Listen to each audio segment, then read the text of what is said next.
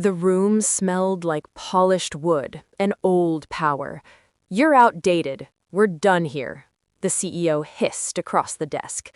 I nodded, calm, respectful, understood. What he didn't hear was the click. That was the moment the retirement trust activated its voting rights.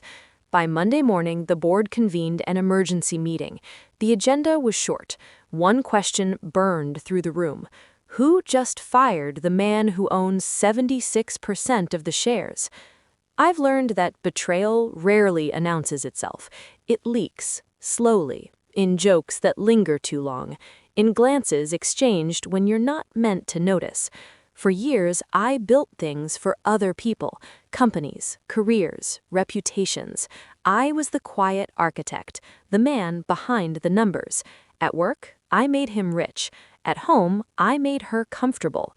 My wife used to say she admired my restraint, my discipline. She said it like praise. I now know it was a warning. There was a time she believed in me, or at least she believed in what I could provide.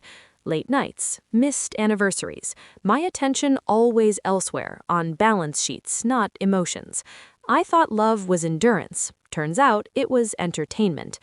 The first crack appeared at a dinner party. Her friends, wine too expensive to finish, laughter sharpened by cruelty. She looked at me, eyes glazed with confidence she didn't earn, and said, "I only married him out of pity." They laughed, hard. Something in me went very still. I smiled, just enough. "I married you to win a bet." Silence fell like a dropped glass. Her face drained of color. That was the night I stopped asking questions and started collecting answers. Betrayal, when confirmed, has a taste. Metallic. Clean. I didn't confront. I audited. Emails first, then accounts, then patterns. At work, the CEO had been positioning me as obsolete for months, quietly sidelining my authority while leveraging my systems. He wanted my brain without my presence. At home, she had been rehearsing contempt long before she performed it. Messages to her friends, to someone else, plans that didn't include me, except as a punchline. Pain is inefficient. Planning is not. I set up mirrors, digital and legal. I moved assets into places that didn't look like movement. I restructured my compensation into a retirement trust years ago, a tax play they'd approved without reading the fine print. Voting rights, trigger clauses, automatic activation upon termination or role reduction. At home, I did the same. Recordings, statements, prenups re-examined. I let her believe she was winning, that my silence was weakness. It's amazing how careless people become when they think you're broken. The execution was quiet, surgical.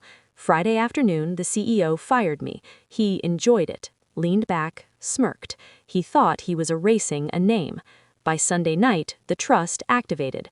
By Monday morning, the board realized they'd been living in my house, mistaking it for theirs.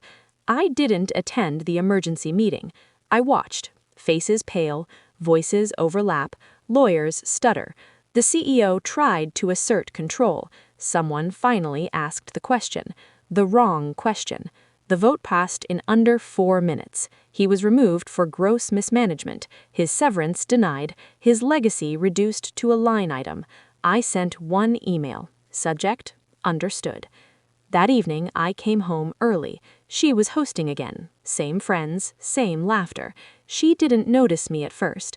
I waited. Then I spoke. "I'm leaving."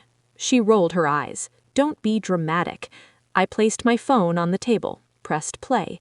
Her voice filled the room. Mocking, confident, cruel. Plans, insults, admissions. The laughter died.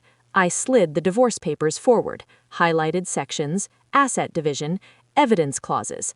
Everything she thought was hers wasn't. Her friends stared at the floor. She stared at me. "You planned this," she whispered. I nodded. "You taught me how." She tried to cry, tried to negotiate. I felt nothing. I walked out with what mattered. Dignity, control, silence. People think revenge is loud, violent, emotional. It isn't. It's patience rewarded. Weeks later, I cast my former office building. New name on the door, new leadership, my policies intact. At a cafe, I saw her once. Smaller, somehow.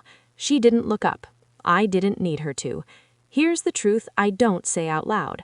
I didn't destroy them because they hurt me.